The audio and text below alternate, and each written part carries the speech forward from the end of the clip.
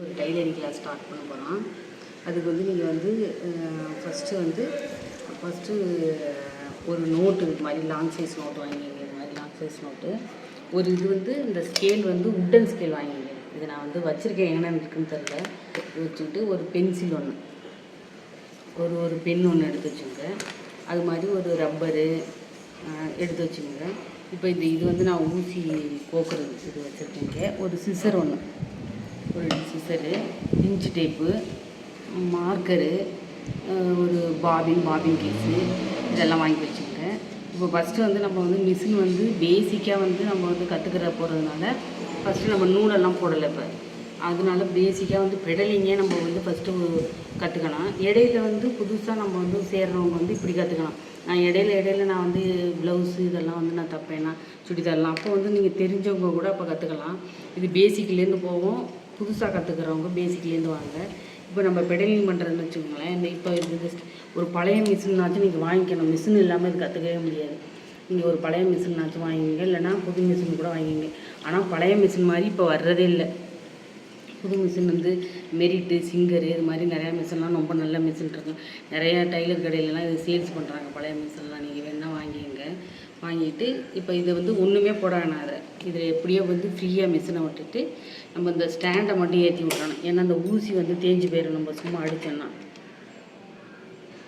ஊசி வந்து கீழே இருந்தோம்னா வந்து அடிபட்டுரும். அதனால் வந்து அதை வந்து நம்ம இந்த ஸ்டாண்டு இப்படி இருக்குல்ல, இதை வந்து இப்படியே தூக்கி விட்டுக்கணும். தூக்கி விட்டுட்டு இப்போ நம்ம கால் ரெண்டும் இப்படி வச்சுக்கணும். கால் ரெண்டும் இப்படி வச்சுக்கிட்டு இப்போ நம்ம வந்து ஃபஸ்ட்டு இது பண்ணுறவங்களுக்கு, பெடல் பண்ணுறவங்களுக்கு இந்த வீல் வந்து நம்ம முன்னாடி வரணும், நம்ம சைடு வரணும். நம்ம எங்கே இருக்கோமோ நம்ம சைடு வரணும். ஆப்போசிட்டில் போணுச்சுன்னா அந்த ஊசி வந்து ஒடிஞ்சு போயிடும். இப்போ ஃபஸ்ட்டு வந்து இந்த ஸ்டாண்டை தூக்கி விட்றதுனால அவ்வளோவா இது பண்ணாது. இருந்தாலும் நீங்கள் வந்து இந்த ஸ்டாண்டை தூக்கி விட்டுட்டு இப்போ இந்த இது வந்து உங்களுக்கு ஃபஸ்ட்டு இது பண்ணுறவங்களுக்கு இது வந்து சாதாரணமாக வராது. அதனால் நீங்கள் என்ன செய்றீங்க, இப்படி கூட பிடிச்சிக்கலாம். இப்படி பிடிச்சிக்கிட்டு ஃபஸ்ட்டு இப்படியே இதை முன்னாடி தள்ளிட்டு இப்படியே நிற்கணும். ஏன்னா ஒரு சில பேர் என்ன செய்வீங்கன்னா இப்படி கால் இப்படி கூட வச்சுக்கிட்டு இப்படி மிதிப்பீங்க. அப்படிலாம் செய்யக்கூடாது. ஃபஸ்ட்டே பலகையிலே 2 காலையும் ஒன்றா வச்சுக்கணும். இப்போ இந்த வீலை இழுத்து விட்டுட்டு முன்னாடி இழுத்து விட்டுட்டு இப்படியே பிடிச்சிக்கிட்டு கொஞ்சம் நேரம் இழுத்துட்டு அப்புறம் கூட நீங்கள் வந்து ஃபஸ்ட்டு இது வந்து இப்படி ரிவேர்ஸில் கூட போகும் சில பேருக்கு. அதை திருப்பி கையை வச்சு இப்படி தள்ளி இப்படியே ஃபஸ்ட்டு மிஷினை ஓடுறதுக்கு ஃபஸ்ட்டு பழகுங்க. 2 நாளைக்கு வந்து இப்படி ஓட்டிங்கன்னா மிஷினை வந்து ஃபஸ்ட்டு இப்படியே ஓட்டிங்கன்னு சொல்லுவேன். அப்புறம் சரியாக அப்போ அந்த கையை எடுத்துருவீங்க தானாக. இந்த பேலன்ஸ் உள்ள கையை எடுத்துகிட்டு அப்புறம் தானாக இப்படி பண்ணுவீங்க. இப்படி பண்ணுவீங்க. இது மாதிரி பாபின் கேஸ் வாங்கிக்கோங்க. இது மாதிரி இருக்கும். வாங்கிட்டு இந்த நூல் கோக்குறது வந்து இது மாதிரி இந்த ஊசியில் வந்து நூல் கோக்குறது இது மாதிரி ஒன்று வாங்கிக்கோங்க. நூல் கொஞ்சம் வாங்கிக்கோங்க. இந்த நான் நிறையா வச்சுருப்பேன் நான் எல்லாம். அது மாதிரி கொஞ்சம் நூல் வாங்கிக்கோங்க கொஞ்சம். இது மாதிரி ஒரு பெரிய ஊசி வாங்கிக்கலாம். இது மாதிரி ஒரு பெரிய ஊசி. இப்போ இந்த சாக்கு இது வாங்கிக்கோங்க. வாங்கிட்டு இந்த சின்ன ஊசியில் ஒன்று சிசர் பாருங்கள். இது மாதிரி ஊசி வாங்கி கொஞ்சம் இது மாதிரி சின்ன ஊசி, இதை விட சின்ன ஊசி ஒன்று. எல்லாமே இந்த கை ஊசின்ட்டு ஒன்று விற்கும், அது எல்லாமே வாங்கியிருக்கேன்.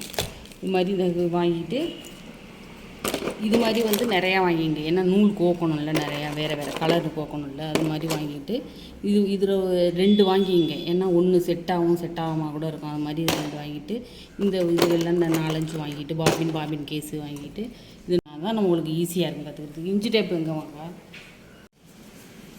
இது மாதிரி ஒரு இன்ச்சு டேப் வாங்கி இந்த இன்ச்சு டேப்பை வந்து இப்படி மடக்கினா இப்படி வந்து சாஃப்டாக இருக்கிற மாதிரி வாங்கணும். இப்படி மடக்கினா வந்து இப்படியே ஒடியும் ஒன்று, அது மாதிரி வாங்கிறாதீங்க. இது இப்படி ஒன்று இப்படி செஞ்சாவே சாஃப்டாக இருக்கும். அது மாதிரி உள்ள இன்ச்சு டேப் வாங்கிட்டு இது மாதிரி இந்த ஸ்கேல் வந்து உட்டன் ஸ்கேல் தான் வாங்கணும்.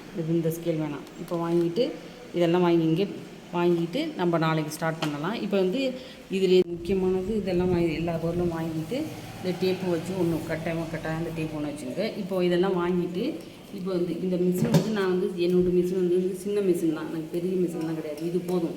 நம்ம வீட்டில் வந்து நம்ம ப்ளவுஸு, நம்ம சுடிதாரு இதை ஃபஸ்ட்டு தைச்சி கற்றுக்கிட்டாலே நம்மளுக்கு வந்து பெரிய நம்மளுக்கு சேமிப்பு மாதிரி தான் அது. நம்ம போயிட்டு டைலர் கடையில் போயிட்டு ஒரு துணியை கொடுத்து தச்சு வாங்குறதுக்கு நம்ம வீட்டிலே வந்து நம்ம வீட்டில் உள்ள குழந்தைங்களுக்கு நம்மளோட துணிகளை நம்ம தைச்சிக்கலாம். அதனால் இதை வந்து ஈஸியாக நீங்கள் கற்றுக்கலாம். நீங்கள் எல்லாருமே இதை வந்து சேர்ந்து பயனடைஞ்சுங்க. இப்போ பாருங்கள், இது வந்து பேசிக் வந்து இதை கற்றுக்கிட்டிங்கன்னா அப்புறம் ரொம்ப ஈஸி. அப்புறம் டக்குன்னு வந்து இந்த 2 கால் வச்சுட்டு இதை வந்து உங்களுக்கு ஃபஸ்ட்டு பிடிச்சிங்க பேலன்ஸ் இருக்குது. அதனால் 2 கையும் நீங்கள் பிடிச்சிருந்தீங்கன்னா கொஞ்சம் நாள் ஆக தானாக வந்துடும். அப்புறம் அதுக்கு பிறகு நீங்கள் வந்து ஈஸியாக நினைக்கலாம். இப்படியே பேசிக்லேயே நம்ம போகலாம். இப்போ நல்லா இதை வந்து பெடலிங் பண்ண தெரியணும். ஏன்னா இது வந்து இப்போ மிதிக்கையிலே இது ரிவேர்ஸுக்கு போணுச்சுன்னு வச்சுங்களேன், இது வந்து ஊசியெல்லாம் ஒடியும். அதனால் வந்து இதை ஃபஸ்ட்டு பேசிக் கற்றுக்கிட்டிங்கன்னா அப்புறம் அதுக்கு பிறகு ஈஸி தான் உங்களுக்கு. வாங்க நெக்ஸ்ட் டே பார்க்கலாம்.